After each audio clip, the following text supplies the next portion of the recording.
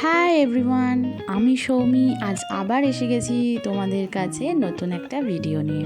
আজকের ভিডিওতে দেখাবো খুবই সাধারণ এবং প্রত্যেক বাঙালির ঘরে ঘরে নিরামিষ মানেই এই আইটেমটা কিন্তু হতেই থাকে।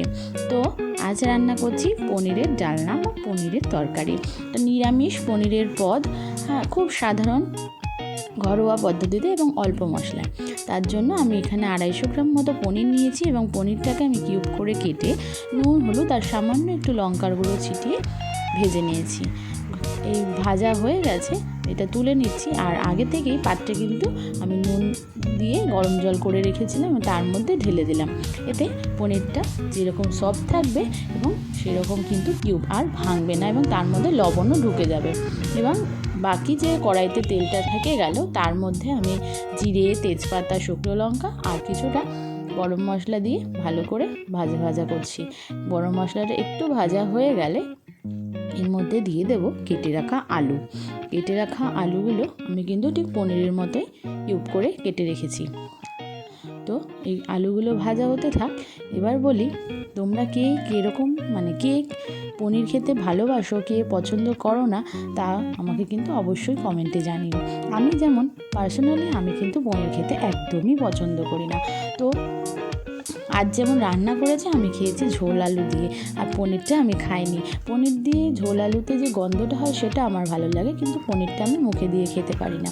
তো আলু ভাজার পরে দেখো আমি দিয়ে দিয়েছি আমাদের বেসিক যে মশলাগুলো আমরা প্রত্যেক দিন রান্নায় ইউজ করি, নুন, হলুদের গুঁড়ো, লঙ্কার গুঁড়ো আর জিরে ধনের গুঁড়ো, সেগুলো দিয়ে দিয়েছি। আর দিয়েছি তো গোটা টমেটো।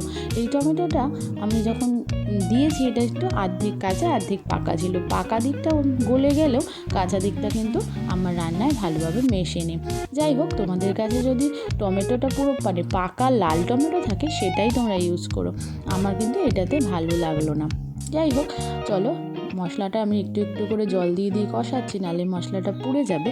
কষানো হয়ে এসছে। এইবার কিন্তু আমি এটাতে সেই যে পনির ভেজানো যে জলটা সেটা অ্যাড করব।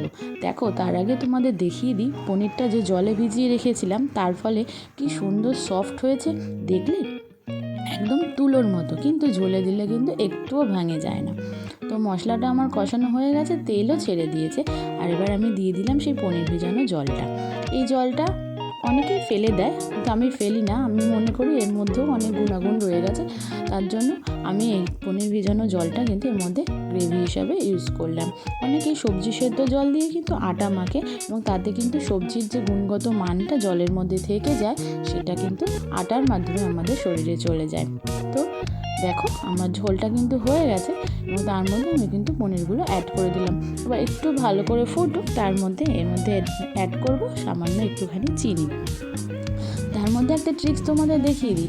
এই যে 2-4টে টুকরো আলু ভালো করে নিয়ে একটু ঝোল নিয়ে বাটিতে নিয়ে আমি ভালো করে ম্যাশ করে আবার এই ঝোলের মধ্যে দেবো। এই আলু ভেঙে দেওয়ার ফলে ঝোলটা যেমন আরও একটু টেস্টি হবে এবং ঝোলটার ঘনত্বটাও কিন্তু বেড়ে যাবে। তো এই যে ঝোলটা আমার প্রায় হয়ে গেছে।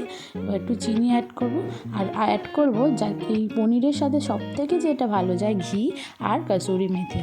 কিন্তু বর্তমানে আমার কাছে ঘি ছিল না, ছিল বাটার, কিন্তু বাটারটা কিন্তু ছিল গার্লিক বাটার, যার জন্য নিরামিষের জন্য সেটা ইউজ করতে পারিনি। আমি এখানে কসুরি মেথি ইউজ করেছি।